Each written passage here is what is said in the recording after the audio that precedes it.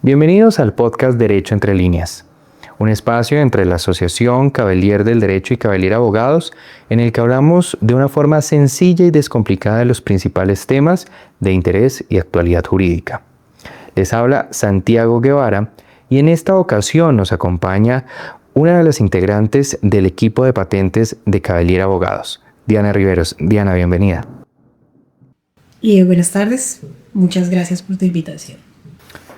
Bueno, en esta ocasión vamos a hablar sobre un tema bastante curioso y es que a veces resulta siendo como un meme, como cosas que uno cree que no se dan pues en la vida diaria, como hablar de sandías cuadradas o bueno, cosas así por el estilo.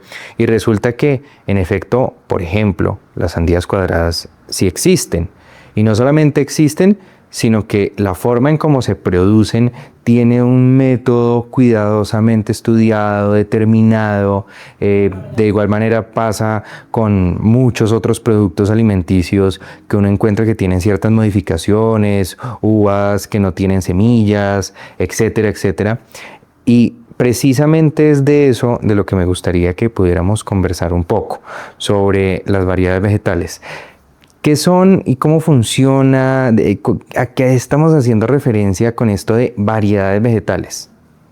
Santiago, pues, si yo te digo de una vez que es una definición de variedad vegetal, pues tal vez no lo interiorizas, pero si tal vez te lo pongo en el contexto de tu diario vivir y lo entiendes de pronto desentrañando esos conceptos que teníamos desde el colegio, dices como, ya sé de qué me están hablando. Entonces, el concepto de variedad vegetal no es un concepto abstracto de la agronomía o de la biología, sino es algo, una realidad tangible que vemos todos los días en nuestro diario vivir. Como tú lo decías, por ejemplo, ahorita para San Valentín, la cantidad de flores que vimos, que realmente algunas son más asombrosas que otras, unos colores muy intensos. Por ejemplo, vimos flores matizadas, algunas que eran blancas con bordes de colores, colores como el púrpura. Y a veces algunas que vemos en el mercado decimos, pero esta flor tiene mucho más pétalos de lo que yo normalmente conozco y de lo que normalmente se ve en una flor silvestre. La que uno encuentra por ahí en el campo, que es que también más es preciosa, también sí. es preciosa, pero sí es un poco más, digámoslo así, sencilla, digámoslo de esa manera. En ese orden de ideas, esto no es una casualidad, estos son productos de siglos de cruzamiento, mejoramiento y selección que ha hecho el mismo ser humano de las características visibles que ven cosas como las plantas y que las ha utilizado para su beneficio. Por ejemplo, algo interesante son las zanahorias, la historia de las zanahorias. De hecho, cuando uno habla de variedades vegetales, se acuerda de ese primer inicio. En el caso zanahorias. De la historia. De la historia de las zanahorias. Las zanahorias, sus orígenes es los terrenos que ahorita conocemos como Afganistán. Y ella en los primeros principios, cuando se produjo, habían zanahorias amarillas, habían moradas, incluso habían zanahorias blancas. Pero tras selección del ser humano, empezaron a modificarlas de tal manera que el fruto, o sea, la zanahoria, era más suave, menos fibrosa y a veces era más grande. El gran salto se dio más o menos en Holanda por el siglo XVII, cuando se dio la famosa zanahoria naranja. ¿De dónde sale la zanahoria naranja? No se sabe si es un tributo que hacen a alguien o realmente fue una casualidad que se dio entre el cruzamiento de zanahorias de color rojo y zanahorias de color amarillo que dieron pues este color. Quedó naranja. Y quedó naranja, pero lo más interesante es que esta variedad pudo desplazar a todas las demás, pudo desplazar a las moradas y a las blancas y es un referente generacional. Tú le preguntas a un niño ¿de qué color es una zanahoria? Y él no vacila, dice naranja. Pues sí. O sea, no se imagina una morada, no se imagina una blanca. Otro caso súper bonito de la historia que nos muestra las variedades vegetales en su esplendor es el trigo. El trigo, esta gramínea, inicialmente era súper quebradiza. El grano era muy sensible al aire y se desprendía fácilmente, así como cuando soplas un diente de león, que salen todas sus semillas. Así era esa gramínea. Y aparte de todo, cuando la producías, pues no tenía alta producción. Y la harina que obtenías de ella no tenía esa elasticidad que necesitamos para hacer, por ejemplo, el pan que hacemos normalmente. sino que se utilizaba más para preparaciones planas o a veces pastosas. Y pues esto no era muy llamativo. Pero ¿qué pasó? Naturalmente se dio un fenómeno del que podemos hablar más adelante que se llama hibridación y se dio espontáneamente. Y el trigo, que su especie, este primer trigo del que estamos hablando, que es diploide, se llama Triticum uratum. Y espontáneamente multiplicó sus cromosomas. Entonces ya no era diploide, sino tetraploide. Y este trigo tetraploide encontró otra gramínea que es las gramíneas tienen el mismo género, pero ese trigo que es Triticum no tenía la misma especie de esta gramínea, pero sin embargo se entrecruzó, y cuando se entrecruzó hizo otra hibridación y produjo uno hexaploide. Y el trigo hexaploide sí es el que conocemos nosotros normalmente, que es el trigo que se utiliza en panadería. ¿Y cuál es la diferencia? ¿Por qué es importante? El primero es un trigo duro y normalmente se utiliza en preparaciones no, sino en productos como las pastas, los espaguetis. ¿Has visto que esas son duras? Esos productos, mientras que el otro trigo, el hexaploide, es el trigo panadero y se utiliza para hacer el pan esponjosito que tú conoces. Y tú dices, sí, es que esto es como una espumita. Y eso tiene una explicación, es porque los cromosomas al multiplicarse también multiplicaron su resistencia. Y este exceso de material genético produjo exceso de proteína. Y es lo que nosotros normalmente hablan como el gluten. Sí, el gluten es lo que tiene específicamente este tipo de trigo y que le da elasticidad a las preparaciones. ¿Y por qué la elasticidad? Porque sencillamente permite que entre el aire en el proceso de fermentación. Y por eso es que tenemos una esponjita, algo más esponjosa. Y partiendo de esto, ¿cómo podemos definir o identificar las variedades vegetales? Entiendo, pues hasta donde conozco, que cuando hablamos de variedades vegetales nos podemos referir a plantas, nos podemos referir, entiéndase, flores, frutas, etcétera. O sea, hay variedades de trigo, variedades de cebada. Prácticamente en todos los campos uno puede encontrar este tipo de modificaciones que más adelante pues nos explicarás y nos encaminarás un poco en el tema. Frente a esto, ¿cómo funciona para las personas que quieran conocer un poquito y en lenguaje pues muy sencillo, cómo podríamos entender esto de las variedades vegetales? Excelente, pues realmente tocaste un punto importante, y es que las variedades vegetales se dan gracias a lo que se llama la variabilidad genética.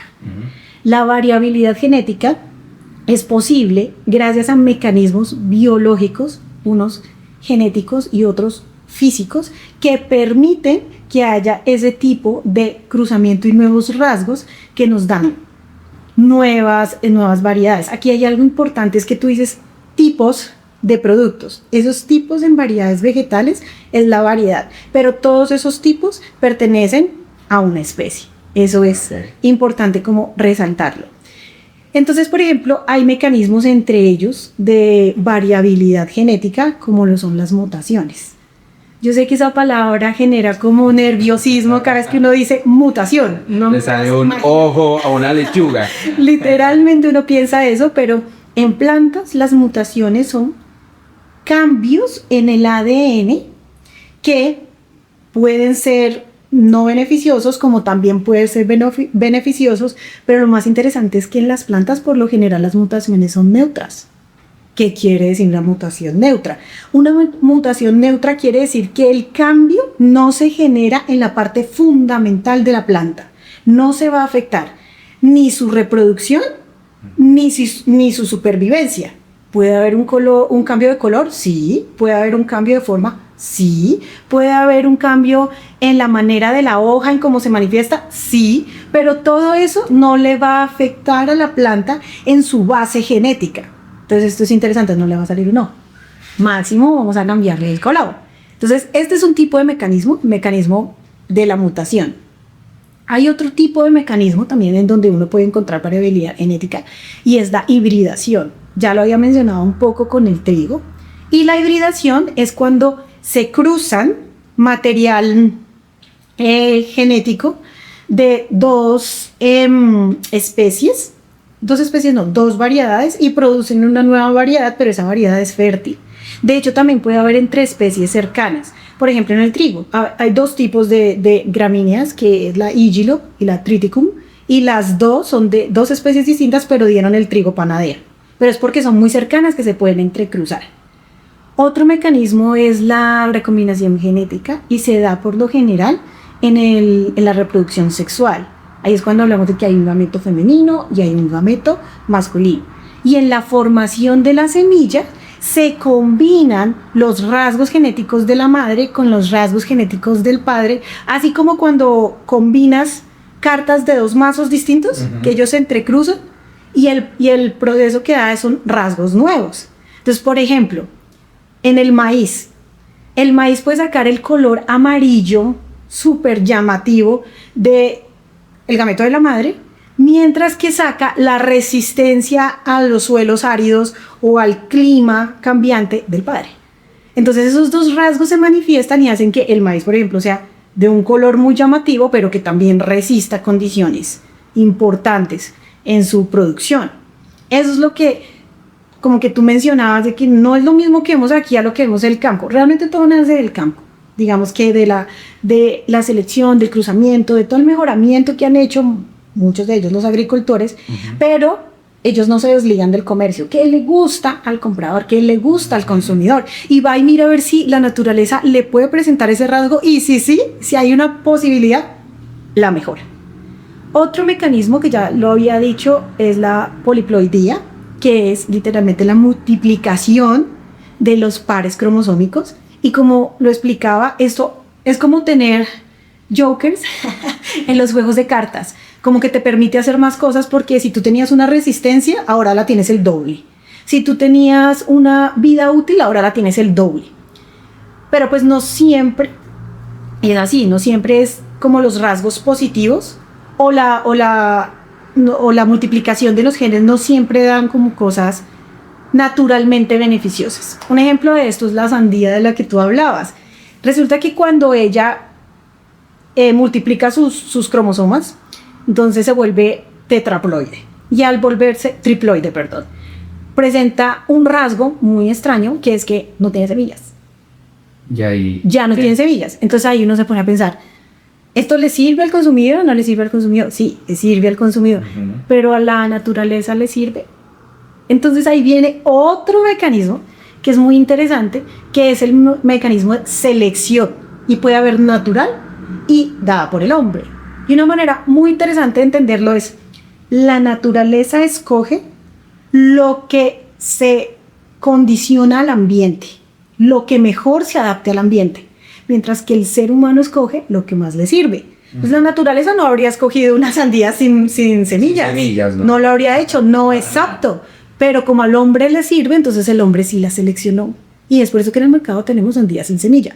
Bueno, Diana, ¿y eso para qué sirve? Pues, por ejemplo, para un niño pequeño, bebé, tú le puedes dar sandía sin el miedo de que se va a atorar con una semilla. Entonces, por eso es que siempre hay como ese tipo de selección a esos productos, que aunque la naturaleza a veces no los presenta en mayor producción, pues sí son útiles para el comercio. Otra cosa súper interesante, un caso súper interesante que siempre vemos es los que conocemos las coles, los que nos gustan las hortalizas. Entonces conocemos que la lechuga, que el brócoli, que el coliflor, el colinao, la col rizada o el kale. Y nosotros pensamos que no se parecen en nada, no tienen nada común entre ellas, aparte de que son hortalizas.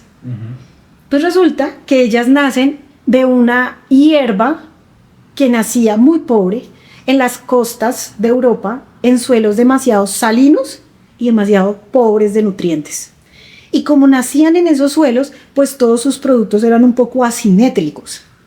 ¿Qué pasó? Los agricultores empezaron a fijar en esos brotes asimétricos y empezaron a seleccionar humanamente lo que más les gustaba. Entonces los que les gustaban las hojas grandes y tiernas dieron origen a la lechuga, al repollo.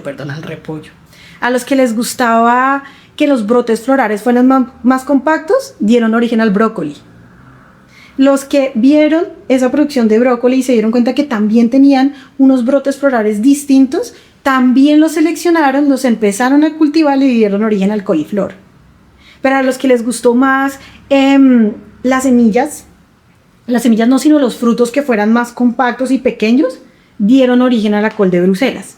Y a los que sí les gustó los tallos engrosados y las hojas más crespas, dieron origen al colinao y a la queya. Y todas esas hortalizas pertenecen a la misma especie, Brassica oleracea. Todas presentan su base genética igual, pero tienen pequeños cambios o accidentes genéticos que se pudieron haber dado por la hibridación, o por una mutación, o por una recombinación genética que los hacen distintos en su fenotipo. Y todos esos distintos tipos de hortalizas es lo que ahora sí conocemos como una variedad. Entonces ahora sí, ¿qué es una variedad? Es eso, son las diferentes tipos o gamas que nosotros conocemos que pertenecen a una misma especie. Y eso que me cuentas también es muy curioso en el sentido de que nosotros, cuando analizamos este tema, empezamos a encontrar que ciertas características, o podría decir incluso la gran mayoría de características de lo que encontramos en un supermercado. Hablemos de las zanahorias, hablemos de, por ejemplo, la resistencia de unos cultivos a ciertas plagas a las que pueden estar expuestas. Son muchas las variaciones y como su mismo nombre lo indica, ¿no? Si hablamos de variedades vegetales es porque estamos generando una variación, una modificación, un cambio en esta planta, en esta especie. Qué pena si me estoy equivocando ahí, pero esas modificaciones, esas alteraciones, estos cambios que pues entiendo que se pueden dar por diferentes procesos, alteraciones, selecciones, de una forma, por decirlo así, no invasiva o invasiva, en donde yo voy seleccionando, no sé, un producto que tiene como siempre la misma cualidad para que se replique y se replique. ¿Cómo el hombre o el ser humano llega y empieza a tomar una especie y empieza a hacer ese proceso de modificación, de selección, de cruzamiento incluso, para que los productos que resulten, entiéndase una fruta, una legumbre, un cultivo, etcétera, llegue a tener ciertas características y ciertas cualidades específicas que si esa planta o esa especie estuviera en la naturaleza común y corriente, no la habría desarrollado tal vez pues de forma aleatoria, como se da normalmente en la naturaleza. Bueno, o sea, como es la parte física, por decirlo de alguna manera, ¿sí? Sí. Entonces, hay otros mecanismos, por ejemplo, el injerto. Nosotros hemos escuchado el injerto de nuestras abuelas, de nuestras tías, y el injerto realmente tiene dos partes, uno es el portainjerto y el otro es la parte injertada. Entonces el portainjerto por lo general es la planta más gruesa, no más resistente, y que ya está adaptada a esas condiciones de cultivo, a ese clima, y a esa plantica, por ejemplo, la cogemos como literalmente, esto es lo más coloquial, esto comúnmente tiene su ciencia, no es tan básico, pero digámoslo así en la parte más coloquial, se le hace una incisión y se coloca, por ejemplo, otra matica, que es la parte injertada que quiero que dé ese tipo de grano, o quiero que dé ese tipo de color, o quiero que tenga ese cambio, o quiero ver qué pasa. Y crece una sola planta, pero con la resistencia de una y con las características de la otra. ¿Por qué mecanismos? No sabemos. Pudo haber hibridación, pudo haber combinación genética, pudo haber poliploidía, pero presenta ese fenómeno y presenta las características que que quiero ver, que son distintas y diferentes. ¿Y cuáles son esos otros métodos más avanzados para poder hacer esas combinaciones? Por lo general en las variedades vegetales tenemos este tipo de métodos normalmente o mecanismos ya que la misma naturaleza nos ayuda y nosotros podemos hacer el tipo de selección. Pero ya más allá, ya nos vamos más a la ingeniería genética, ya nos vamos más cuando ya se programa o se diseña. Ya estamos hablando de otro campo distinto como a la variedad vegetal.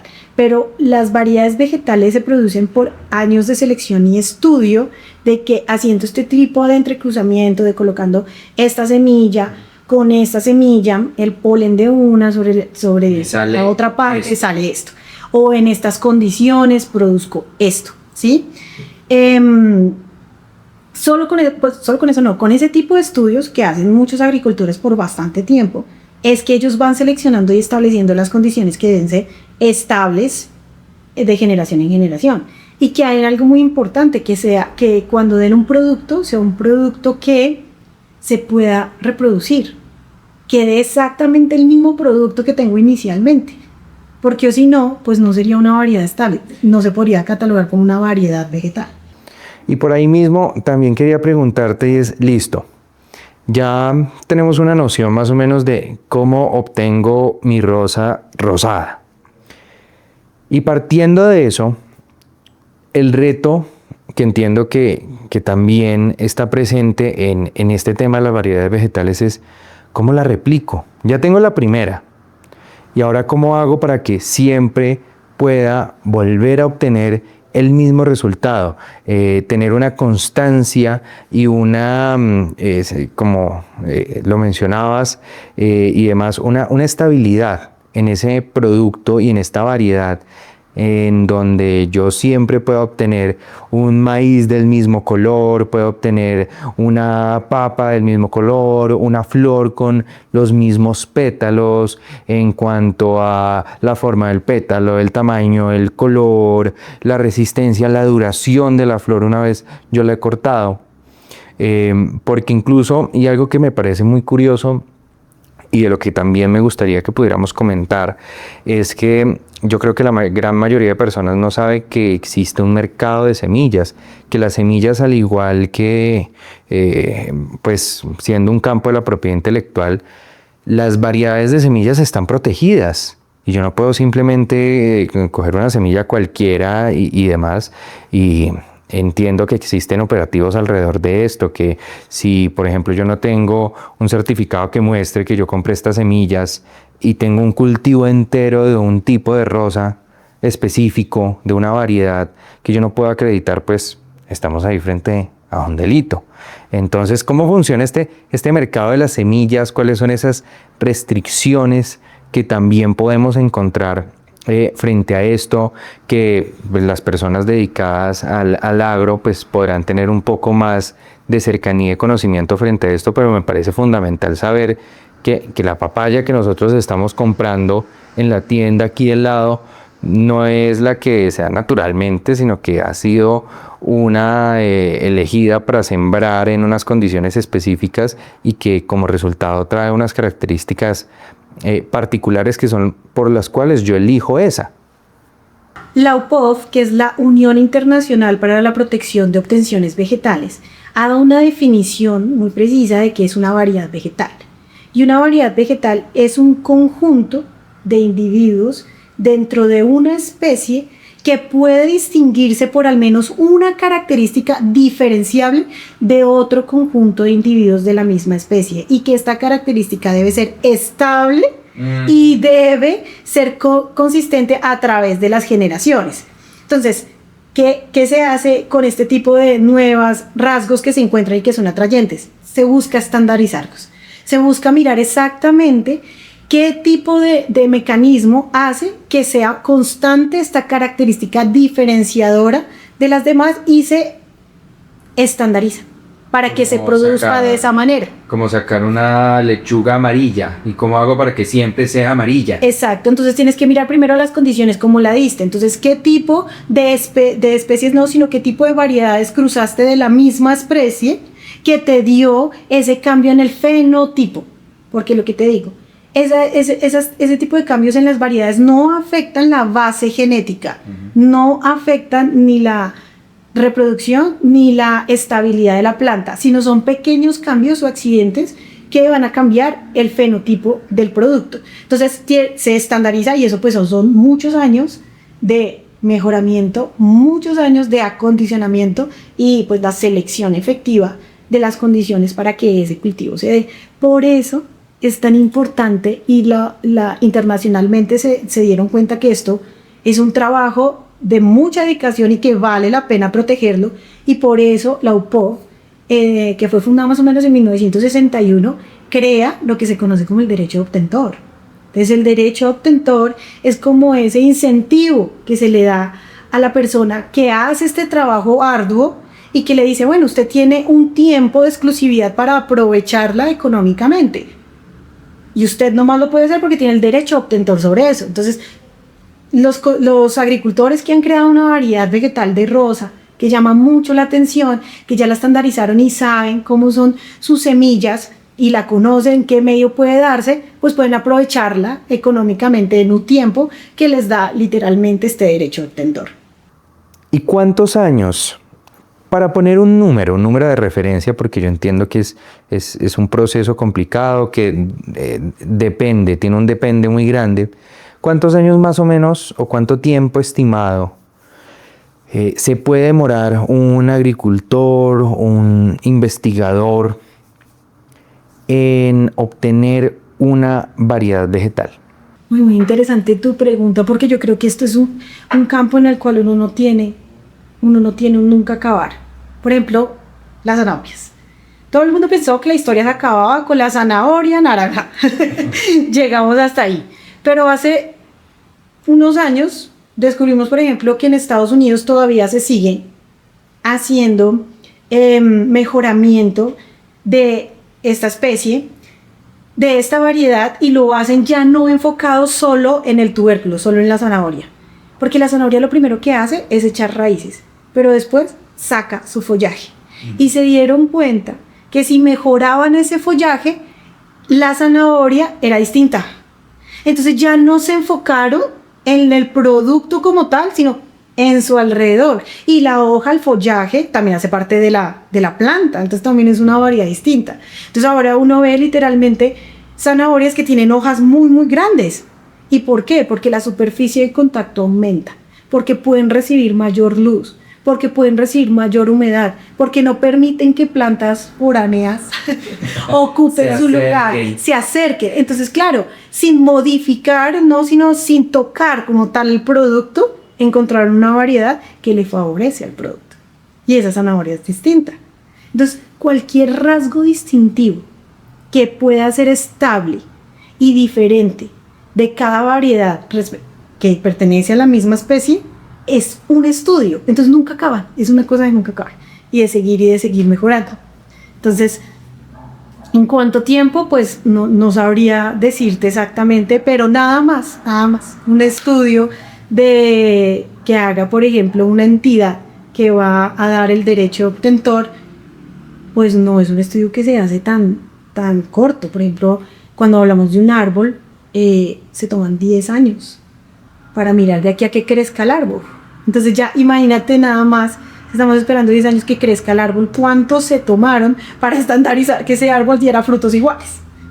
Entonces sí, variedades vegetales es un trabajo bastante arduo, de mucho mérito, mucha constancia, y pues claro, cuando ya estandarizan algo, pues digamos que explotarlo de esa manera. No sabemos que si hacemos este tipo va a cambiar este color, entonces solo busquemos de la misma especie y colores distintos, digámoslo de alguna manera. Entonces digamos que es un poquito ahí más estable, estándar, pero eso no quiere decir que el tiempo sea menor.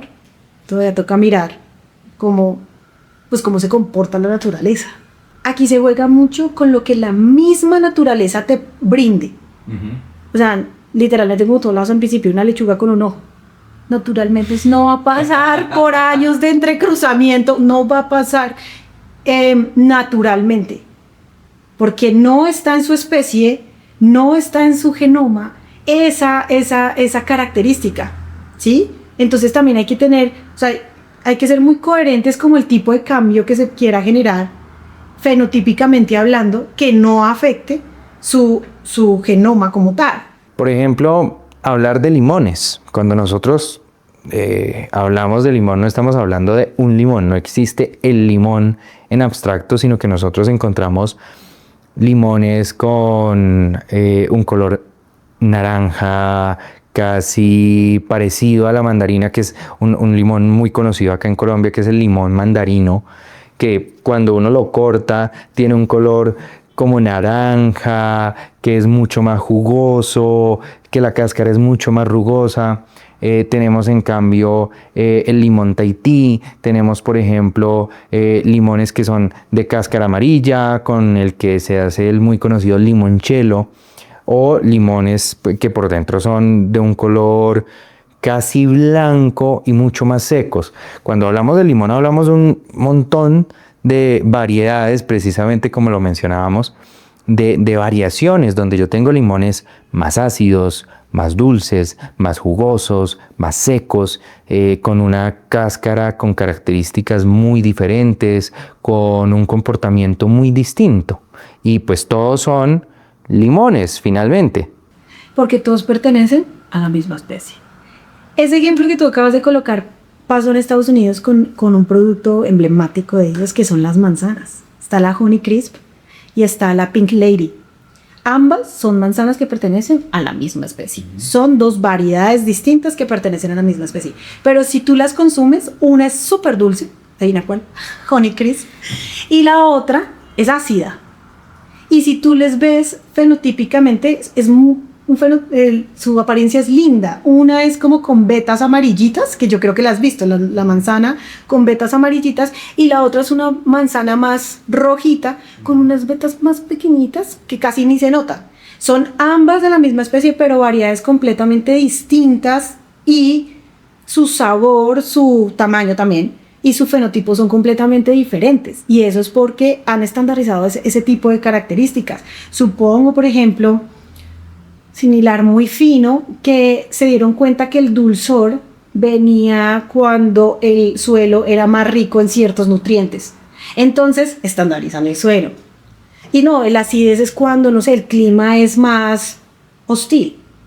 Entonces crean el ácido, no sé, para mantener más la vida útil del fruto, y eso naturalmente lo hace la naturaleza para adaptarse. Entonces utilizaron ese factor para lograr ese tipo de especie. Entonces, en las variedades vegetales es interesante porque el juego es mancomunado. Lo que me va mostrando la naturaleza y lo que a bien sabe el agricultor obtener y coger y favorecerse. Entonces, por eso es un juego entre las dos. Diana, y es que este tipo de conocimientos tiene una relevancia, en mi opinión, fundamental en un país como Colombia. Nosotros somos de los pocos países del mundo que cuenta con una inmensa cantidad de pisos térmicos. Tenemos todos los pisos térmicos, donde tenemos una tierra fértil, donde tenemos unas montañas, donde tenemos desiertos tropicales, tenemos de todo. Una oportunidad grandísima para que, por ejemplo, en campos del conocimiento como las variedades vegetales, tengamos, por llamarlo así, un laboratorio gigante en donde las variedades vegetales tienen una cabida gigante en lo que podemos hacer. Tenemos inmensa cantidad de variedades en café, en flores, que podemos estar replicando, que podemos estar produciendo en el país. Pero también es importante entenderlo desde el punto de vista también de la protección jurídica cuando lo hablamos, porque evidentemente esto tiene un centro también económico importante, porque pues es una inversión en investigación, en desarrollo y demás, pero pues finalmente este país representa, sí, podemos decir, representa un gran potencial en el mercado de las variedades vegetales, en el desarrollo, en la investigación potencial que tenemos para producir una gran cantidad de variedades en prácticamente todas las áreas, en diferentes temperaturas, diferentes grados de humedad, pluviosidad, terrenos. Por ejemplo, ese punto que tocas me parece muy interesante, porque precisamente hoy estaba hablando con una persona que maneja más como la parte administrativa de las variedades vegetales, y me decía, es que Colombia es un punto muy importante para las personas que están en ese campo y vienen acá, porque ellos tienen como una idea de un ecosistema propio para su variedad, y acá está, en alguna parte, pero está. Y Colombia tiene 60 especies registradas y 1.600 variedades vegetales. O sea que mal no le va. Tenemos un un suelo demasiado rico, un clima, completamente biodiverso para experimentar, para hacerlo realidad. Unas condiciones bastante óptimas. favorables. De hecho, a mí me parece interesante es porque he visto, pues en lo que llevo trabajando en este campo, que vienen compañías internacionales, utilizan una planta, a ver, toquémoslo como con el injerto, el porta injerto, resistente, fuerte, y colocan la parte injertada de la variedad que ellos necesitan. Y así obtienen semillas que se llevan esa resistencia. Pero ¿en dónde encontramos esa resistencia al porta injerto? ¿Dónde encontramos esa resistencia de la planta mamá, por decirlo? Acá. Porque las condiciones dan para que esa planta resista todo. Entonces este tipo, por ejemplo, de semillas garantiza que si son transportadas a Tokio, a Bogotá, a Ámsterdam, la calidad de la variedad sea exactamente igual, el producto que se ofrece sea igual aquí o allá, y independientemente de las condiciones. ¿Por qué? Porque ya se hizo la variedad resistente y muchas veces se utilizan suelos como este, que tienen como todas las posibilidades como para dar esas condiciones óptimas. Entonces, dar a conocer, por ejemplo, variedades vegetales es una oportunidad muy grande para que todas esas personas que están aquí en Colombia, que les llame la atención este tipo de área, se animen. O sea, están en un lugar donde pueden jugar, ¿El qué es? jugar como quieran y obtener de pronto una variedad en ese tiempo que tú dices que cuánto tiempo es, tal vez muy seguramente teniendo pues todas las condiciones para jugar, para dar una nueva variedad, pues va a ser menor.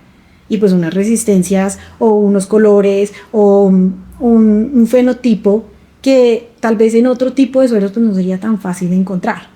O la producción, porque también aumenta la producción, como pasó con el trigo o con el arroz, el IR8, que es la revolución verde, que se hizo en Asia, más o menos en los 60, que gracias a esa variedad fue que se pudo salir de la hambruna tan horrible que había en Asia. Bueno, Diana, y ya acercándonos al final de este episodio, me gustaría que no termináramos sin antes mencionar un temita pequeñito más que me parece fundamental y algo en lo que influye mucho el desconocimiento y creería que tal vez la ambigüedad de estos temas, y es los productos transgénicos. Cuando hablamos de productos transgénicos, podemos llegar a confundirlos con las variedades vegetales.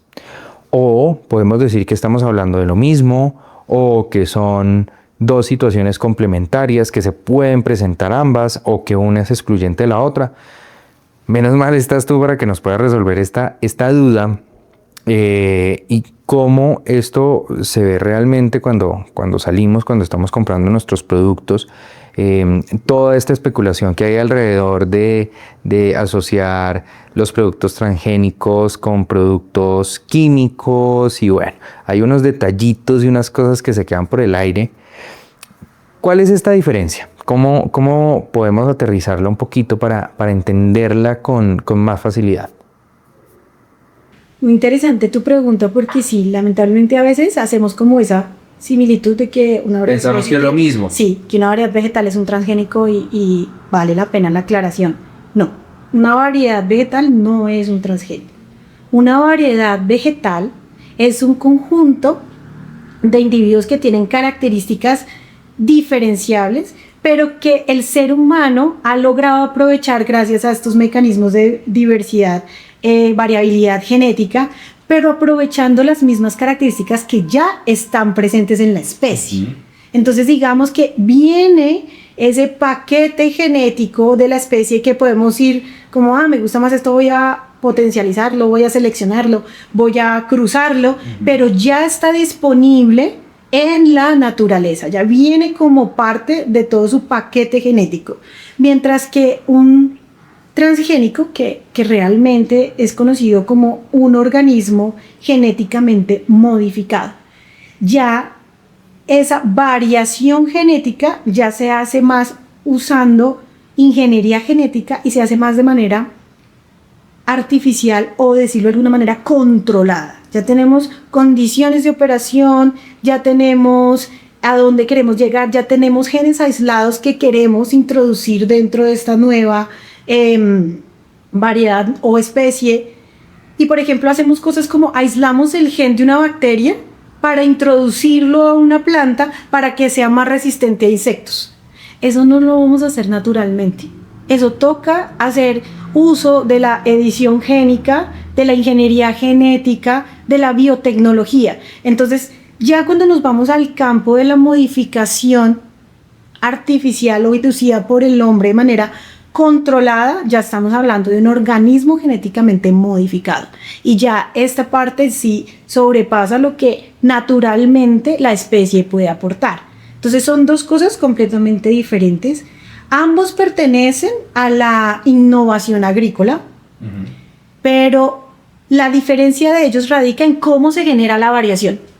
La variación en una variedad vegetal viene ya dada por la especie, que por estos medios de variabilidad genética que te estaba comentando se potencializa, se saca, se diferencia, se encuentra, mientras que en un organismo genéticamente modificado la genero.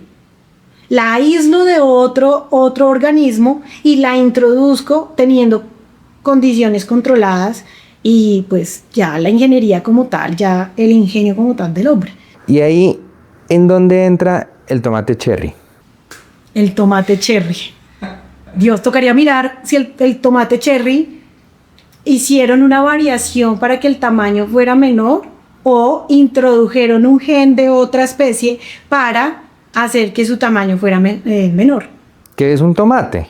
Finalmente es un tipo de tomate pequeño, con un color rojo muy agradable, con un sabor intenso, que además se estandarizó en muchos usos gastronómicos como la comida italiana, que gran mayoría de los platos no los puede considerar sin que en los ingredientes esté un tomate cherry.